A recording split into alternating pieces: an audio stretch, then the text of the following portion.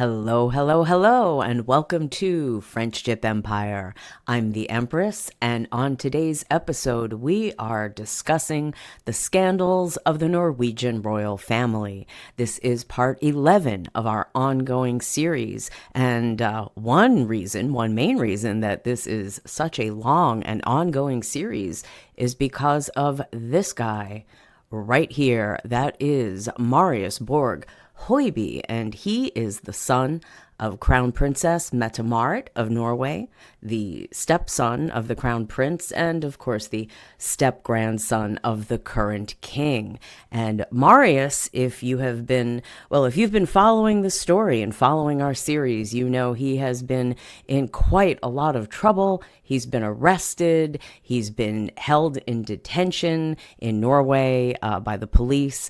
He has been accused of several very serious crimes. However, the number of accusations is a lot greater than the actual number of charges against him. And there is a new accusation of a new alleged victim. And before I go into discussing exactly what he has been accused of and what he has admitted to, I will give you a little bit of a warning.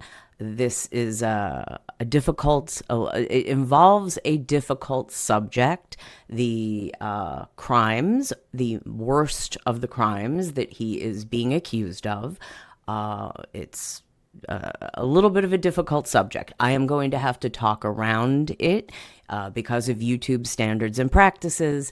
I have to be careful with my language. So I'm going to be using some euphemisms to keep things general audience friendly. That way, if you happen to have children or sensitive ears in the room as this is playing, it's not going to be anything upsetting, hopefully. The topic is upsetting, but I will try to keep the language as clear as possible. And yes, I'm going to have to talk around some things, but I will have the articles on screen. So if you don't understand what I'm referencing, or you really want to see exactly the language that I'm having to talk around, you can look on screen and you will be able to see the words themselves. So let's move over this picture of Marius, and we will get to our first article. Now, this is from Seahor, and here we are again, Marius, from May 27th, so just a couple weeks ago as I am recording this. And it says, "New woman identified in evidence against Marius.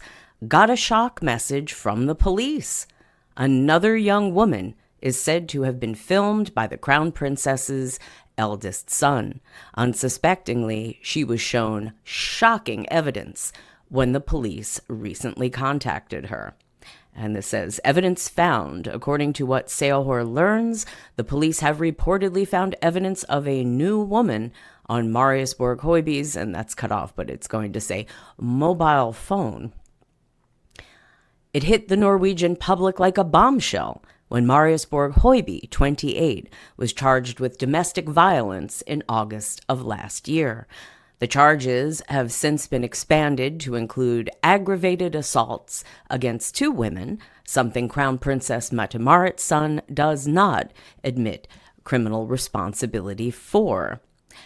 And here we have a cover of the actual print magazine, Seahor. And yes, the text is all in Norwegian, but you can see here photos that presumably are ones that came from his phone. I do wonder how the magazine got a hold of them if they are supposedly being used in a criminal investigation. But anyway. Previously, Seahor learned that the police, through their investigation into Marius' alleged offense, have discovered a secret folder on one of the electronic devices that have been seized. It has previously emerged that what the 28-year-old captured on camera and stored was of a spicy nature. I am not saying the word. You can see it here on screen. His former defense attorney has claimed that the sessions were voluntary.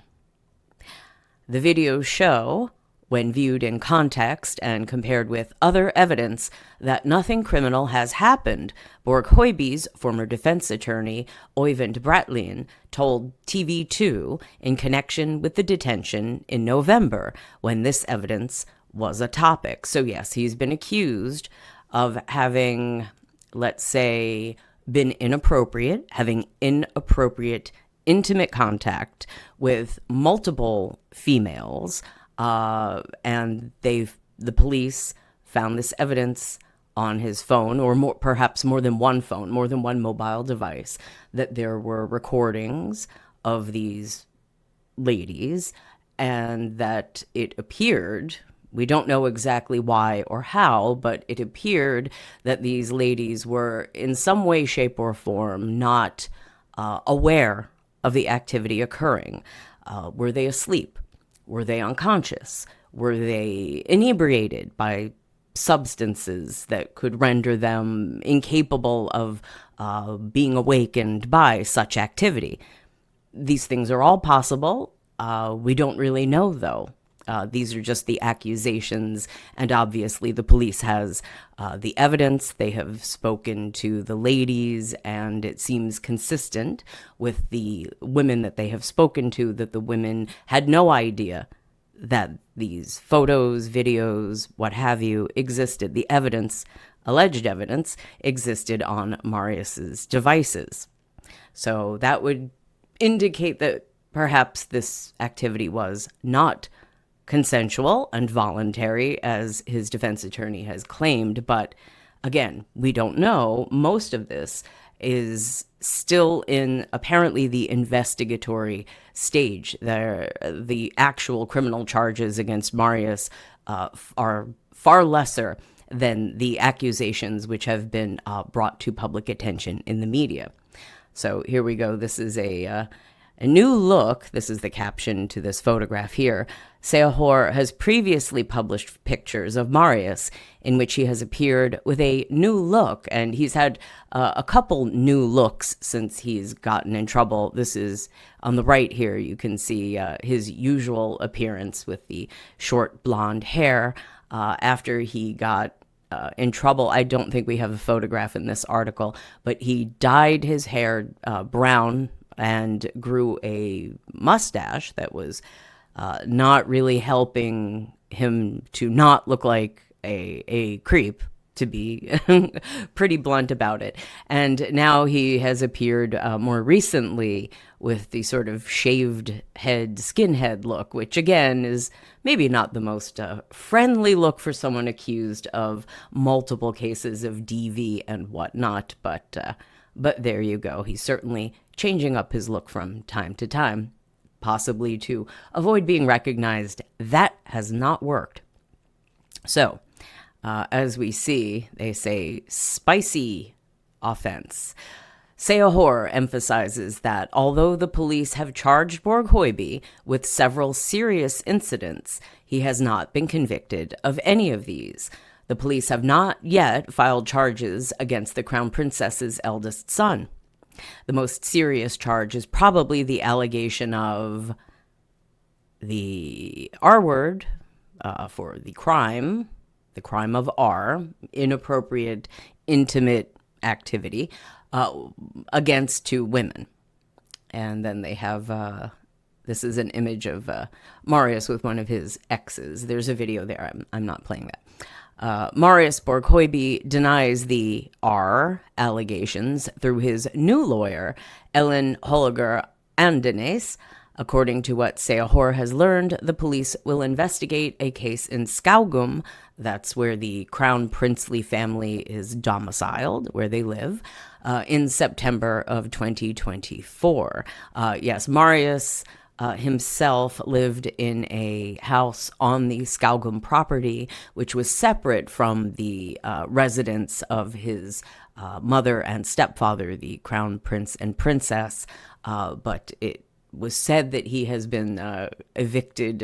I don't know. Actually, I take it back. He was reportedly banned from the actual Crown Princely house on the Skaugum property. It's unclear to me if he is still residing in his own property on the Skaugum estate. But he had been reported in after these criminal allegations came out that it was outed that Marius had been having parties not just at his house on the property, but also in his parents' residence, and that his friends were videotaping themselves inside the property, goofing around and whatnot. And it was not a good look for the royal family, let's put it that way. Continuing with the article, the second incident reportedly occurred at the victim's home in March last year. And this is a photograph of Marius's new defense attorney. Now, Seohor can reveal that another woman has recently been called in for questioning due to an incident that is said to have taken place in October 2024. According to what Seohor has learned, this woman was questioned this month, completely unaware of what she was allegedly subjected to. And again, that seems to follow a pattern if this is all correct. And here you go. This says, the caption says, the one alleged assault allegedly took place in the house that Marius Borg Hoiby owns in Skaugum. And that is the house. I don't believe he actually owns it. I believe he's just living there, sort of what in Britain they would call, I guess, a grace and favor residence, at the generosity of the monarch. You can live here rent-free. And indeed, he was living, I don't know actually if it was rent-free, but I mean, rent-free to him. I believe it was being paid for in some way, shape, or form by his parents, but he was not really responsible for the, the upkeep of the property. Okay, continuing. She herself, and another, I won't leave that up on screen. That's kind of icky. She herself has been part of Marius' circle of friends and was therefore not particularly surprised that the police wanted to talk to her. But the conversation took a turn she could not have imagined. How horrifying. During the interrogation, according to what Seohor knows, she was presented with video clips that were said to have been both serious and degrading. And the caption here says, surprised. Sources tell Seohor that the woman is deeply affected by what happened to her.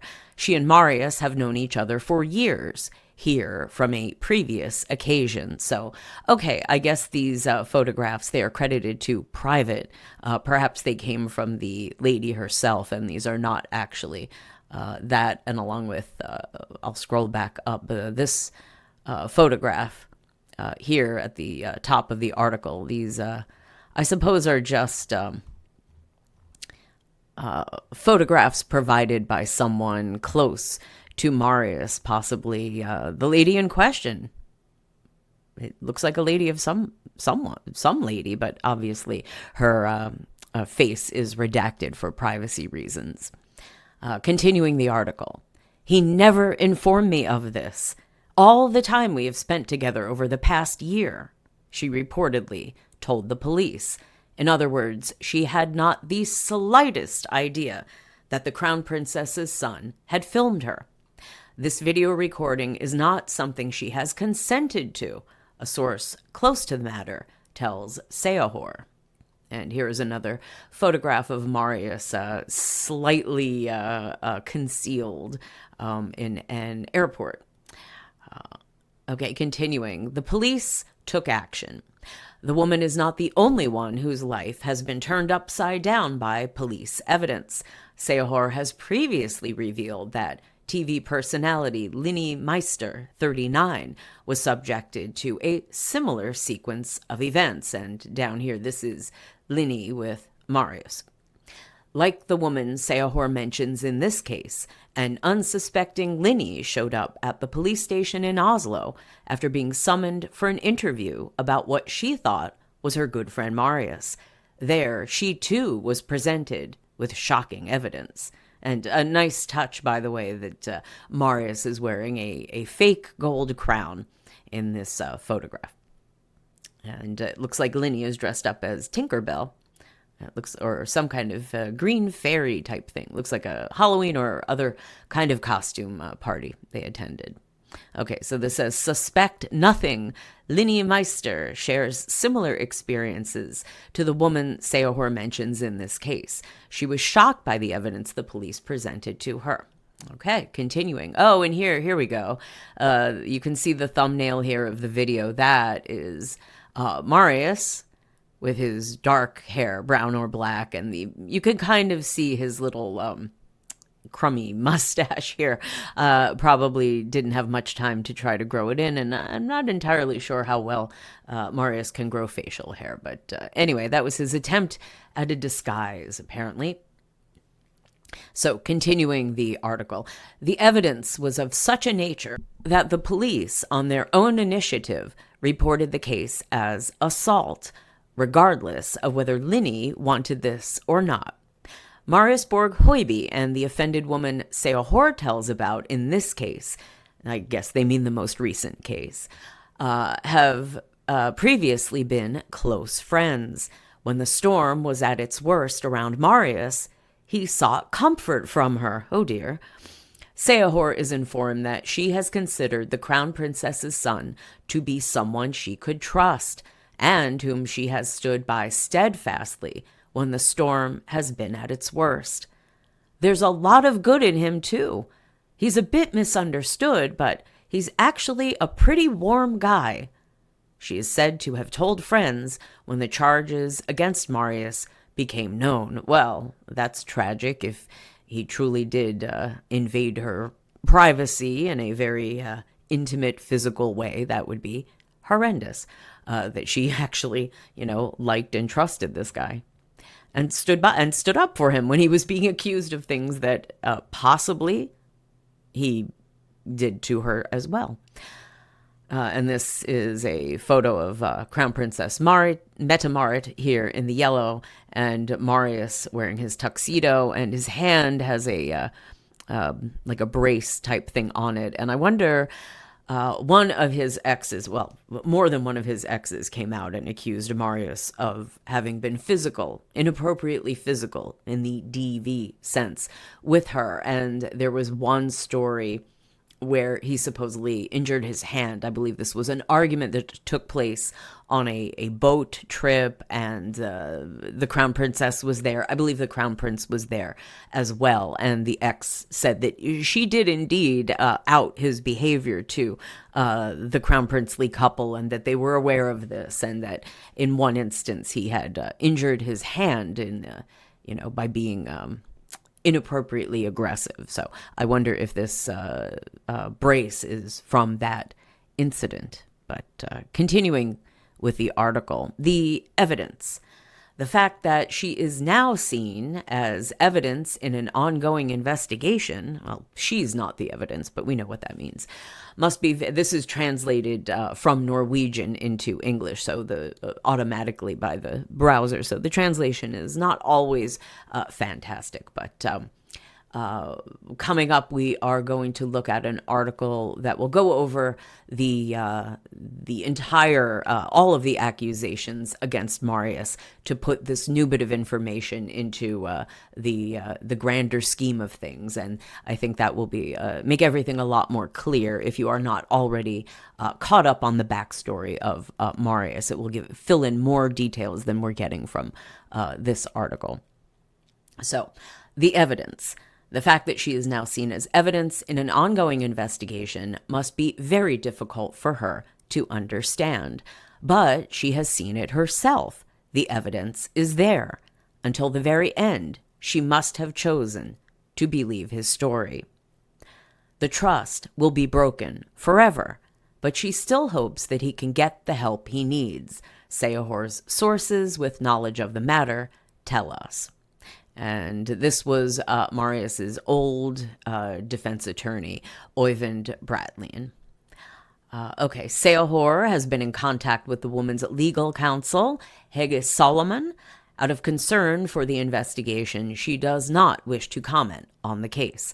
Seahor has also contacted the Oslo police about the latest developments in the Marius case, whether detention is being considered, and when they expect to finish the investigation. He already was held for about a week in police custody as they went over some of the charges, the actual criminal charges, not just the allegations that have been made. Again, there are many more allegations against him than he's actually faced criminal charges for, and it remains to be seen if he will receive more charges and what will happen with even the prosecution. He has not been prosecuted yet.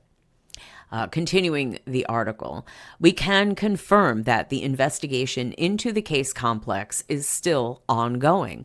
Based on this, the police do not want to go into details and cannot confirm the information from Seahor. Regarding the use of any coercive measures, there will be an ongoing assessment. We currently have no time frame for when the case will be completed. We will have to come back to that, says police attorney Andreas Kruszewski. Marius' defense attorney has also been contacted regarding this case. I, of course, will not comment on a possible ongoing investigation, and you should not do that either, writes Ellen Holger Andenes in a message to Seahor. Well, that is a completely pointless thing to suggest. The media is not writing about this story. So that's not going to happen, Ellen. Well, that's the end of that article. And as you can see, there is Marius. Almost everyone hates him. Well, and they would presumably have a pretty good reason to at least question what's up with Marius. So to get an even clearer view of what is going on with the Marius case, this has a lot of good background. This is a more recent article. This is just from a few days ago. This is the 13th of June, 2025. This is from Ola. And again, this has been translated from the Spanish into the English.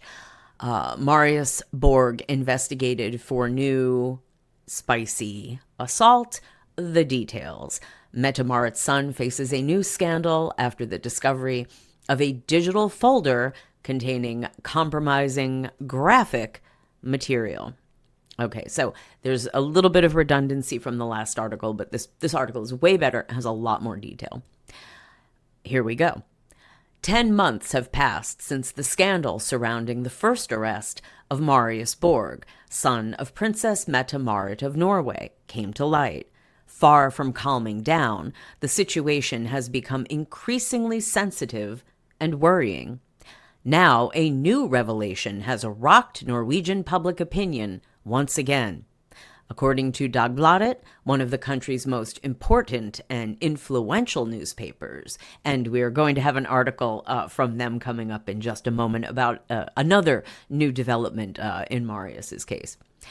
Marius is once again being investigated for an alleged spicy offense. And there is Marius wearing his shades. While less than a week ago, we saw Marius Borg seemingly carefree, enjoying the summer. According to the aforementioned media outlet, he is now being investigated again for a new non-spicy, inappropriate intimate contact of a woman in her 20s. I will admit that the phrase non-spicy are crime, if you will. I am highlighting the phrase on the article. You can see that on the screen right now. A little bit confusing, but if my understanding of this is correct, and if anyone knows better than I do, if you are more familiar with the Norwegian criminal system than I, which would not be hard because I don't know that much about it. I believe what they're indicating is that this is a bodily violation that falls, I guess we should say, short of being the full conjugal style act, if you will. Like the kind of act that could potentially make a baby under certain biological circumstances.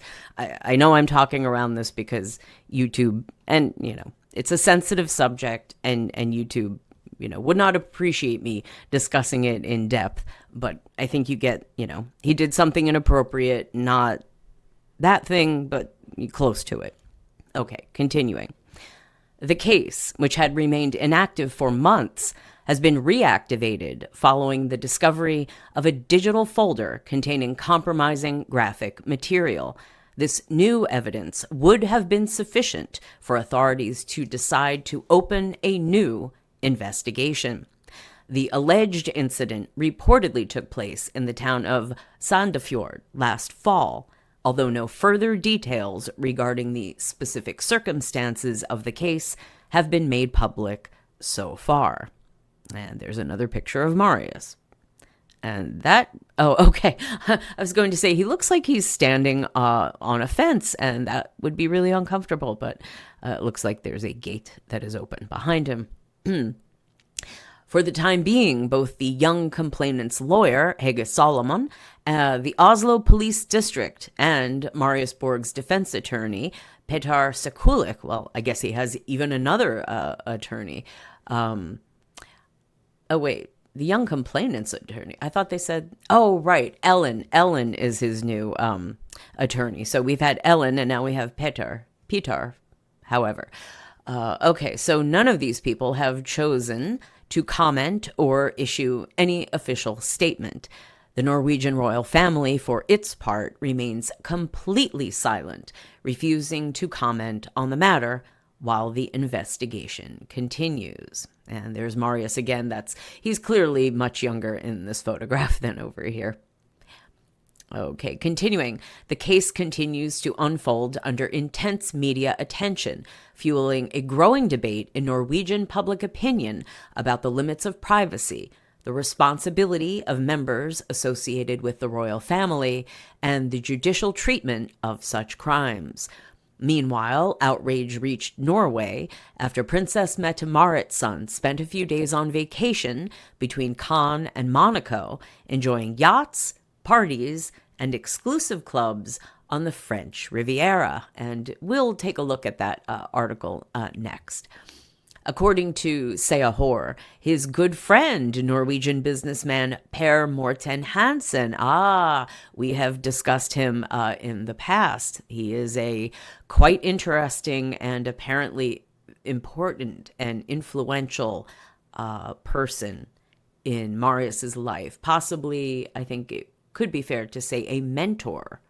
And if you have been following our series and you are familiar with the concept of the Marius network or netwerk, you will remember Per Morten Hansen, and he has a very important part in that. He appears to play, as I've actually been researching the netwerk and going deep. It is a deep, deep, deep dive, or shall I say multiple deep dives into the various characters in the netwerk of Marius. And yes, I will be doing more about this in the future. It is a lot of work to do, but Per Morten Hansen is a name to remember. He is, continuing, who is a friend of Marius's father, Morten Borg, ensured that Marius Borg was well treated there by businessman Rahan Syed, who calls himself Prince. Well, I mean, we could all call ourselves Prince or Princess or Empress. Nothing wrong with that. And is a lover of luxury and partying. Yes, many such cases. It was he who shared on social media the meal with friends at the La Guérite restaurant in Cannes, where Marius appeared relaxed and in high spirits, surrounded by good company and a good atmosphere. And there's Marius again. Nice jacket. Marius Borg Hoiby, son of Princess Mette-Marit, was first arrested in August 2024 for assaulting his then partner, they mean his ex-girlfriend. And from that and yes, the story, we've covered it before. It was quite dramatic. It was if you're not aware, it was exposed in the press with photographs, very dramatic, a broken chandelier on the floor, I will say, a bladed weapon, the kind that a chef might use, say, in a kitchen, was found stuck into what I believe was a bedroom wall, one of the walls of the apartment. And this was the first crime in this series of crimes that has been, or alleged crimes, I should say, been revealed since the fall of last year that Marius has been accused of. In this case, he actually confessed to having committed an incident of DV against his then girlfriend, and blamed it on a combination of mental health issues, which he claimed he had been dealing with, I believe, since childhood, and also problems with substances, specifically, we're going to call it marching powder, something that he could take that would get him energized, and also, adult beverages, alcohol. So the combination of all of these, his issues and his substances, he claimed, I guess, had overtaken his better nature and caused him to engage in these acts. So he admitted to it, took responsibility for it, but that is all. Everything else that he has been accused of since then, he is pretty much denied. So I think the article will make that clear, but it was very dramatic. And if you're not familiar with it, you could certainly go back and watch the series, and you can watch it unfold as he gets accused of more and more crimes. So continuing. I'll reread this. Marius Borg Hoiby, son of Princess Mette-Marit, was first arrested in August 2024 for assaulting his then partner, and from that moment on, things began to get complicated. The princess's eldest son has been accused of spicy abuse against 3 ex-girlfriends and 2 counts of the R crime without, I'll say, conjugal activity, if you understand. I am highlighting that phrase on the screen. He is also suspected of 5 intimate activity assaults. He is also accused of and under investigation for other assaults. That's a lot of assaults, alleged assaults. During this time, Marius Borg has changed his lawyer and strategy, although he continues to admit only and exclusively to the first assault. That is, the one he could not deny, since the police visited the victim's home and performed, among other things, a blood test, which led him to issue a statement admitting his problems with marching powder, there you go if you weren't clear, and adult beverages. The investigation is ongoing, the Norwegian Royal Family remains on the sidelines, and there is no announced date for the conclusion of this case. Okay, so let's go back and let's check this article out, because this also from Ola article is from May 16th, so about a month ago as I am recording this, 2025. And it says, it happened on royal land. Marius Borg adds a new controversy to his record.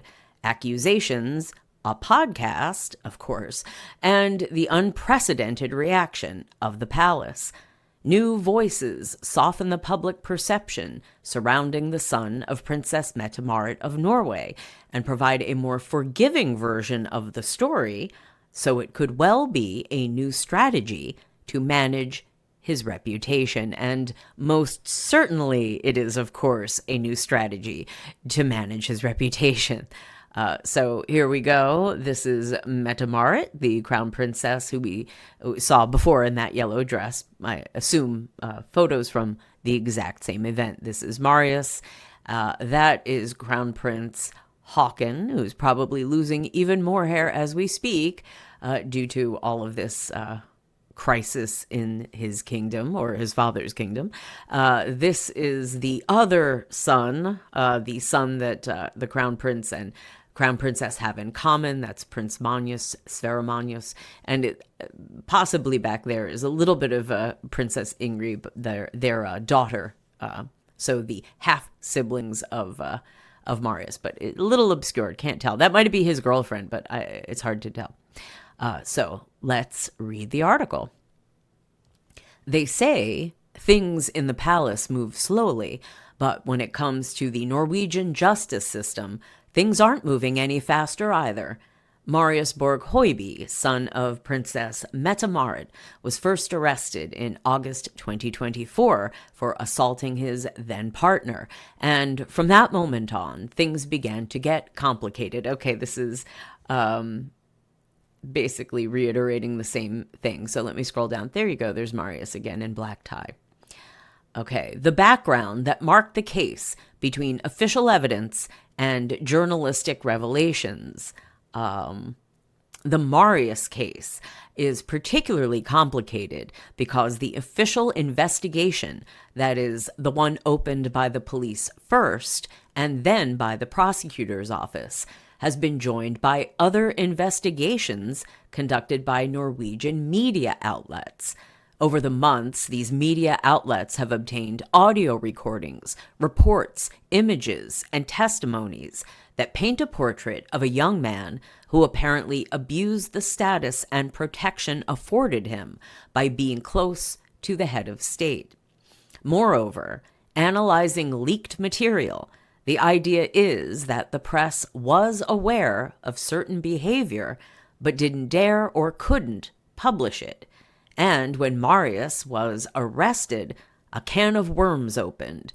This was demonstrated by an audio recording taken long before the initial attack, in which the police warned the young man that his friends were being investigated for substance trafficking offenses, that they knew he was inviting them to his house, and that it could create an image problem for the institution. And yes, we covered this. I even played audio recordings of those audio recordings that were published by Sehor. They are, of course, all in Norwegian, but I translated them and read out the translations so that they could be understood in English if you don't read or speak Norwegian.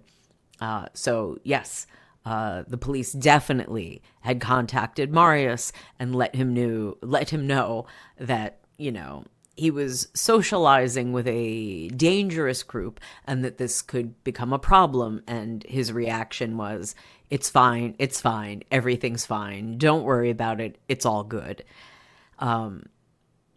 Although the crimes that are being discussed, the alleged crimes, the accusations against the ladies, his ex-girlfriends, and his other female friends, those are horrendous accusations. There are more things that Marius is implicated in. I won't judge what is a worse crime, but certainly things that, let's say, if he did indeed do these other things to these other ladies, because obviously he admitted to the first crime, the one from August against his most recent ex.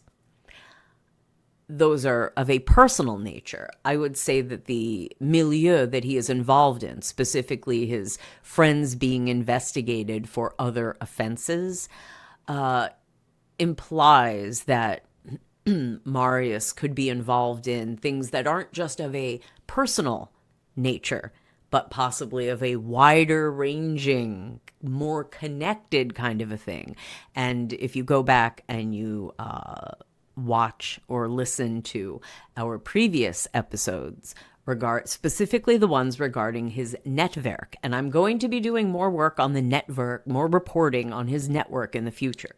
But for the time being, you can go back and find those other episodes to bring into make a clearer picture of who's involved in the network and what they've been doing.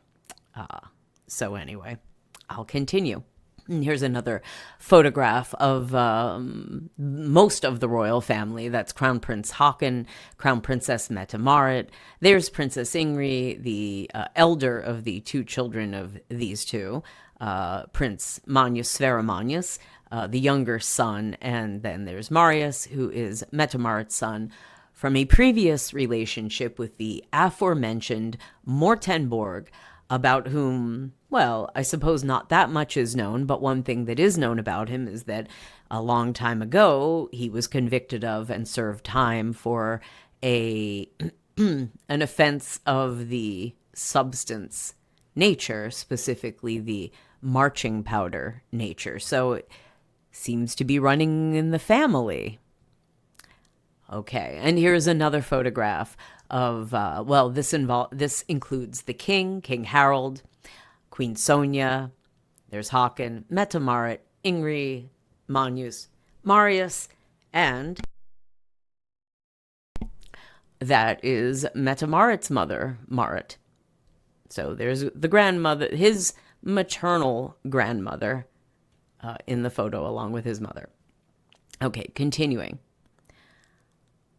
Oh, see, they made a mistake. It says from left to right, Princess Marit. She is not a princess. She is not a member of the royal family. She is Mette-Marit's mother. Commoners, not royal. Okay, continuing. You're not allowed to write about it. It's an agreement. So there's nothing to think about. I'm not worried about it. My circle of friends has been the same for 10 years. And that's how it is. My parents know, my friends too. I can't do anything about it.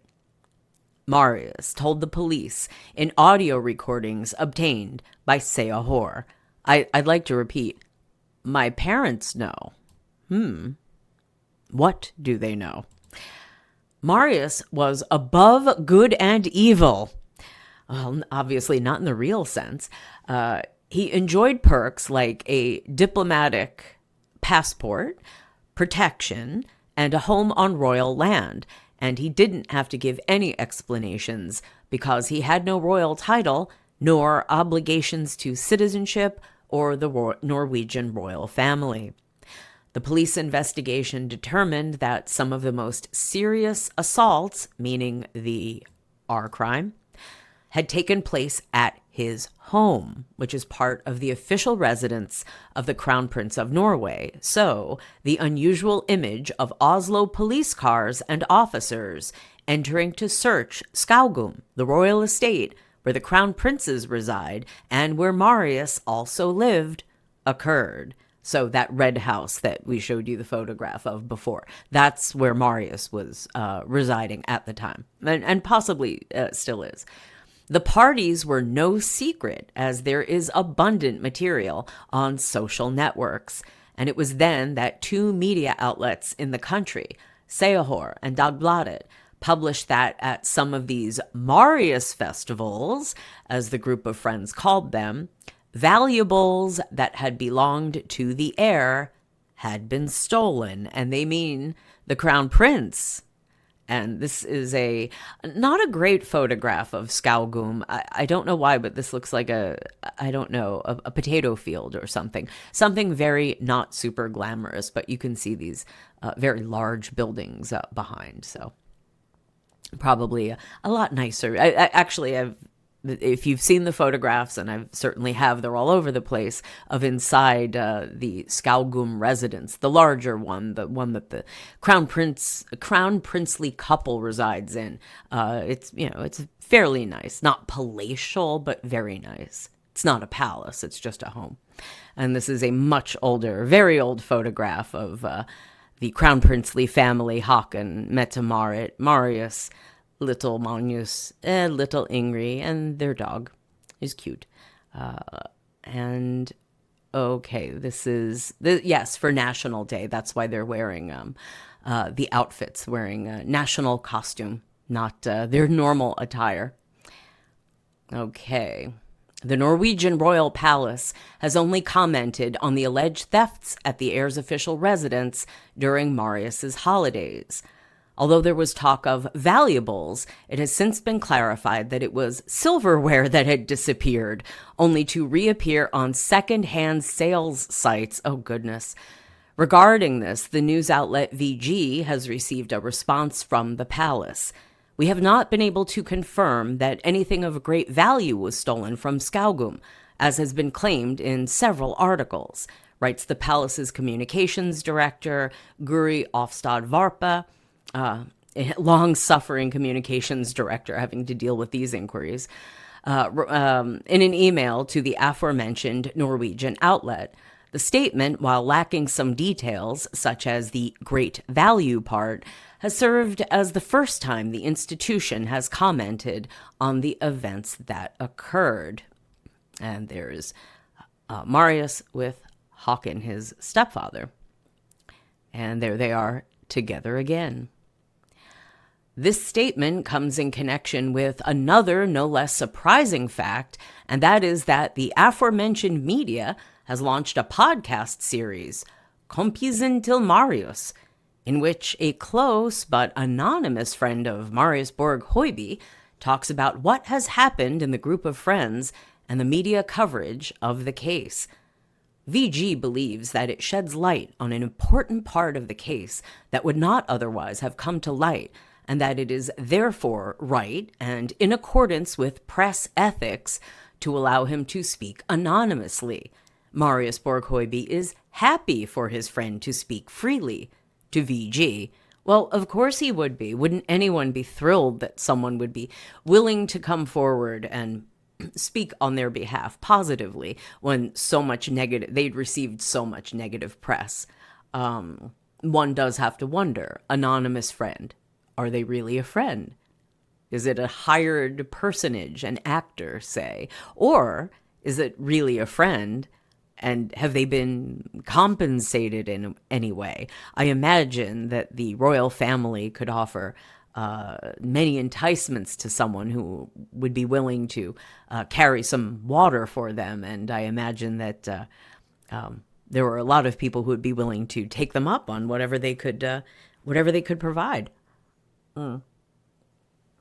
So it does make one wonder, and it also makes one wonder what's in it for VG, although I guess we could probably figure that out. Now, here's another older photo of the royal family. That is the king, Princess Ingrid, the crown prince, crown princess. That's the queen. There's Prince Magnus, Marius, and that is Håkon's sister, Princess Marta, who, between she and her husband, they are probably maybe another 50% or 40% of the scandals of the Norwegian royal family that we have covered over these past 11 parts. And then over here in the corner is the remaining sister of the king. That's Princess Astrid. He had two sisters. One is no longer with us, but Princess Astrid is, and boy, she's not exactly a fan of the crown princess, to put it probably mildly. And then another photograph of the royal family with a large gingerbread house. So I imagine this was a Christmas photo. Continuing. A podcast has been launched that builds a more favorable image of Marius Borg. This podcast, which may well be a different version of events, builds a much more favorable image of Marius Borg than previously held. It softens the public perceptions of his actions and provides a more forgiving version of the story, so it could well be a new strategy in reputation management. There is a person behind the facade. Even if he has done something wrong, there should be opportunities to return to society and improve. We must keep in mind that he has not yet been sentenced, and it is not for us to judge him, says Marius's anonymous friend, whom VG journalists called by the pseudonym Eric. I don't know why, but for some reason I'm imagining this anonymous friend of Marius's to be Marius with like a big fake mustache and maybe like a hat or a bad wig. Oh, I'm Marius's friend Eric, and let me tell you, he's a great guy. He's just misunderstood. Well, anyway, and there's Marius again in black tie. On this point, Eric is right. Marius Borg has not yet been tried. However, between those defending his image and those insisting on exposing him, the police investigation seems to be taking a back seat. Well, that's not good for justice. While the media and various sectors fuel contradictory narratives, the judicial process moves forward with unusual slowness and pressure, raising fears about whether, in one direction or another, the case can be resolved impartially. Okay, now this is a pretty good breakdown of bullet pointed everything that has gone on thus far. So let's go over this.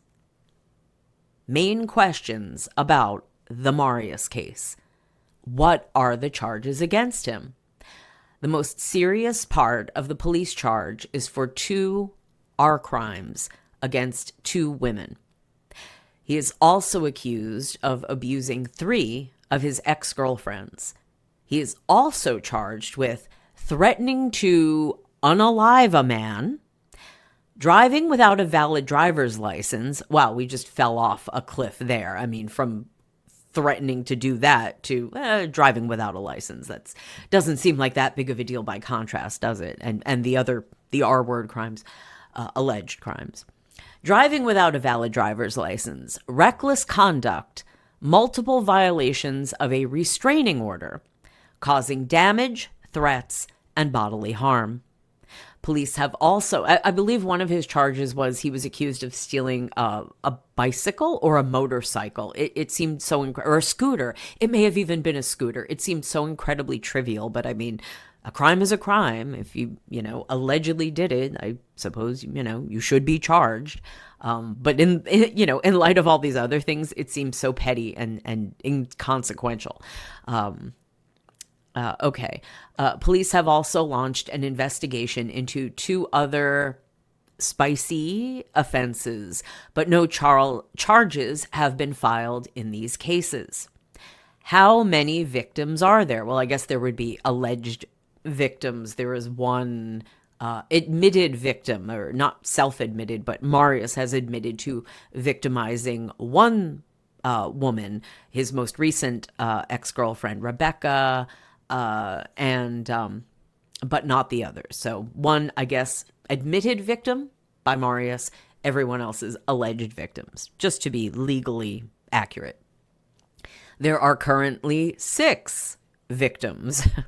3 of them have had romantic relationships with Marius, 2 of them being Juliana Snekkestad and Nora Haukland, known for being part of the Crown Prince's family for a time. Well, not part of their family, but they were welcomed into the family, embraced with open arms. They traveled, they vacationed, that kind of thing.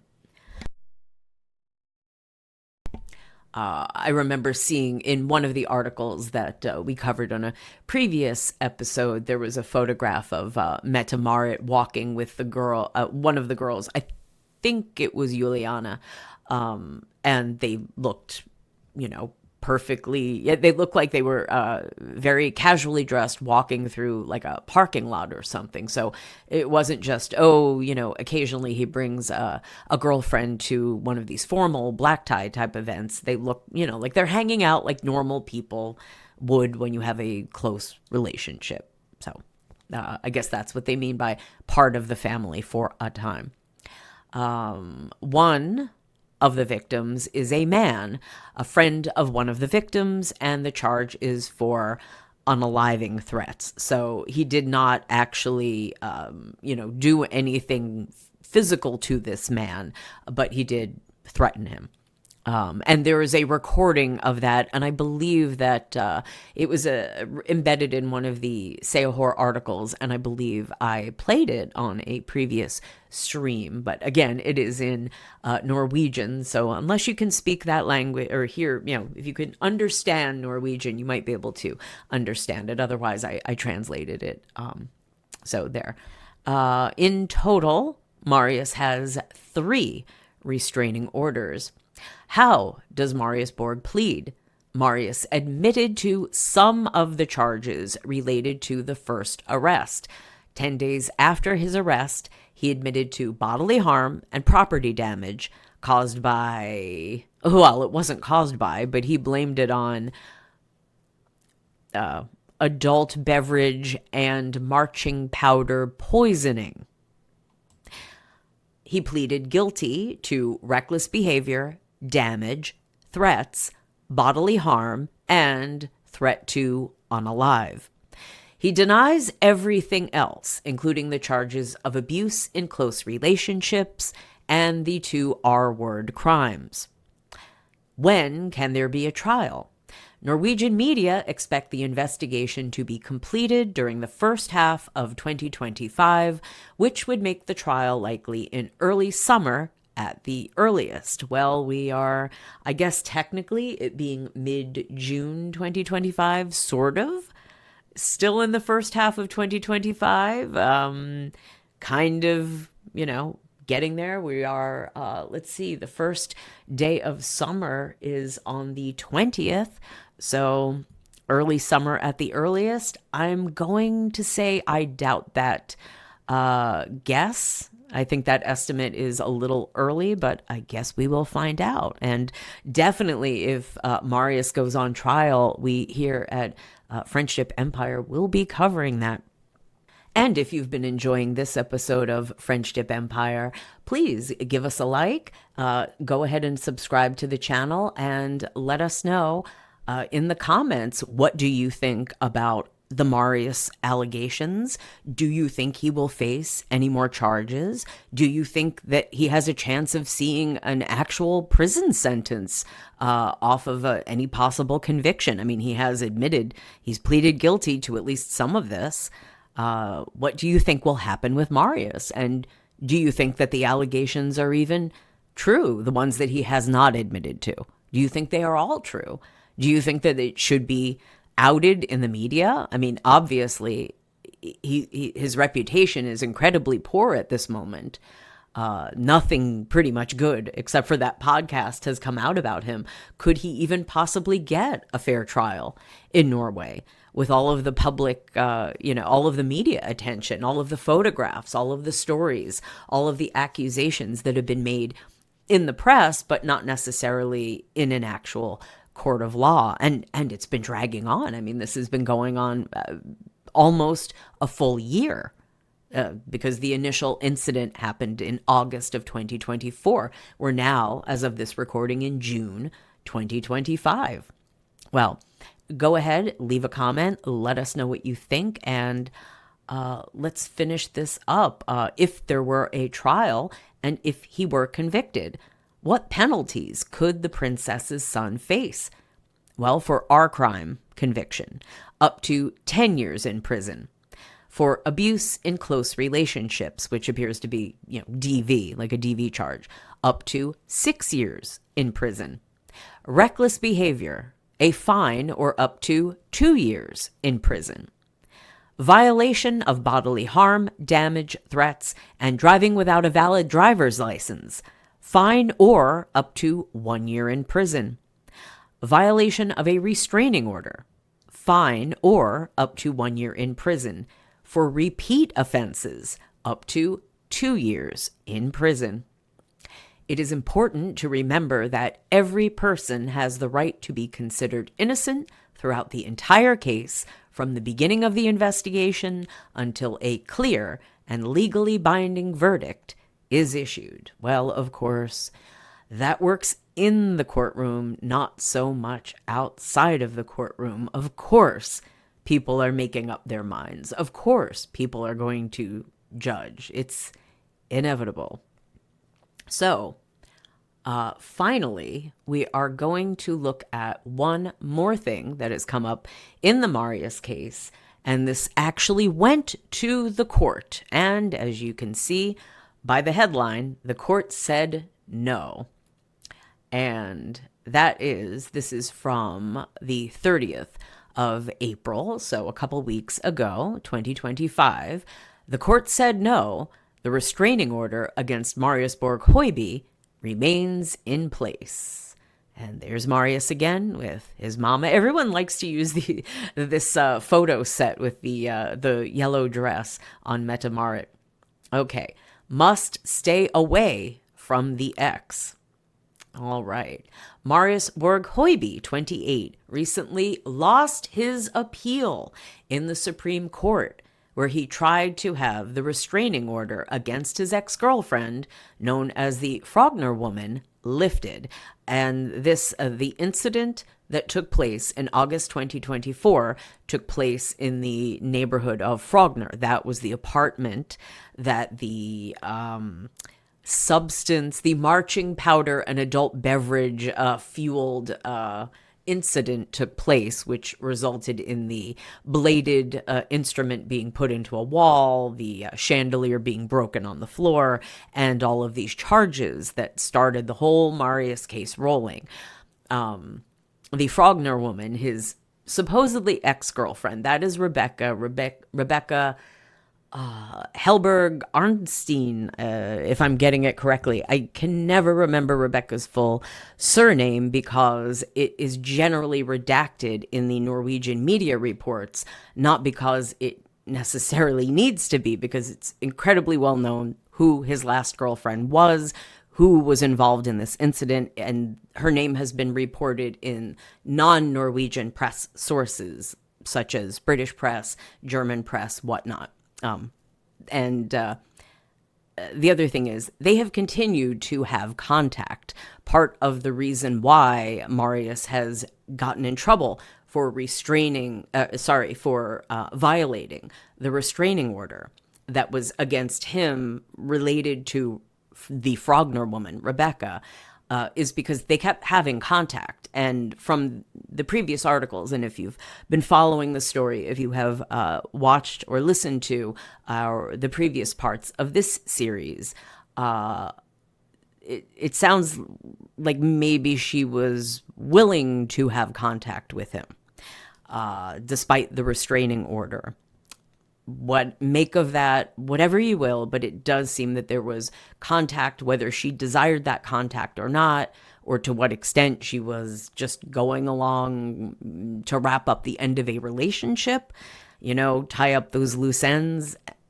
I can't speak to that, but that's what it seems as though she was willing to at least meet him once or twice. There was one thing supposedly where he borrowed a car, or she had borrowed a car, and a car was being returned. But again, there was a restraining order in place. They should not have been meeting. They should not have been contacting one another by phone. And there have been accusations. Apparently that has happened. So, continuing the article, the police wanted to extend the restraining order and were successful in both the district court and the Court of Appeal, and now the Supreme Court. Now, it says the police asked for this, not the Frogner woman, the ex-girlfriend, Rebecca. So, what? I think it's interesting the police can ask for a restraining order of one individual against another, or is that just a Norwegian thing? I don't know. Typically, I would think the individual who wanted the protection would be the person asking for it, not the police on their behalf. Or whether they want it or not, it's unclear to me.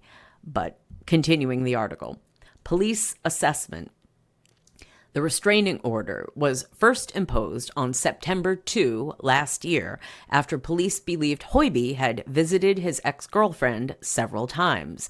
The order expired on March 2 this year, but police believed it was necessary to extend it for another 3 months. According to police, Hoiby had not shown the ability to maintain distance after the violent incident on August 4. Oslo District Court ruled in favor of the police on March 12, and the ban was extended until June 2. This is what Seohor writes. Anchor to the top. Not clear what that means. Okay. It is true that we are appealing the decision because we believe it is incorrect. I am not a big fan of any procedure in the media, Ellen Holger Andenes told Dagbladet. That is Marius's new defense attorney. Counsel Mette Ivana Larsen replied, "It's his choice, but I doubt he'll achieve anything." She told VG, "It was as expected, and rightly so." According to Larsen, the extension of the restraining order was the wish of both the police and her client. Aha, there you go. So the ex, the Frogner woman, Rebecca, allegedly also wants the restraining order. Another defeat. The Borgarting Court of Appeal upheld the district court's decision on March 26, despite Andene's argument that the ban contributed to negative media coverage and the risk of prejudice. Nevertheless, the defense attorney and Hoiby chose to appeal the case further. On Tuesday, the final verdict came. The Supreme Court rejected the appeal. The appeals committee unanimously finds it clear that the appeal cannot proceed. The appeal is dismissed pursuant to the Criminal Procedure Act, Section 387A, first paragraph. The appeal is dismissed. Andenes did not want to elaborate further on the Supreme Court's decision, but wrote, "No, I'll take note of the decision." The ex-girlfriend's legal counsel, Mette Ivana Larsen, has not commented on the Supreme Court's ruling. Several cases under investigation. Hoiby is charged with domestic abuse against both Nora Haukland, 27, and Juliana Snekkestad, 29. Those are two of his ex-girlfriends, as well as 2 counts of our crime in bed. He denies the charges. He is also being investigated for spicy offenses against 3 other women, including TV personality Linni Meister, 39. He currently has a restraining order against one of these women until May 27. A previous restraining order against another woman was lifted at her request via her legal counsel. It says restraining order against the women. I think that what they mean is that the restraining orders may be against him, that he is not allowed to contact them, but it's a little unclear the way that is written. The police are still actively investigating, and no charges have yet been filed. Hoiby is therefore considered innocent until a verdict is reached. Well, he may not be guilty officially, at least not yet, but it seems as though he's certainly pretty far from innocent. And that concludes this episode of French Dip Empire, the scandals of the Norwegian Royal Family, Part 11. If you've made it this far, thank you for joining me, and please go ahead and click that like button. Go ahead and subscribe to the channel so that you can be notified when we put up more videos, and possibly even do some streams in the future, but definitely more videos are on their way. And leave a comment. I would love to hear from where people are coming from, how you found us, and what you think of this case. I'm the Empress, and this has been French Dip Empire. Have a great day, and we hope to see you back here soon. Bye-bye.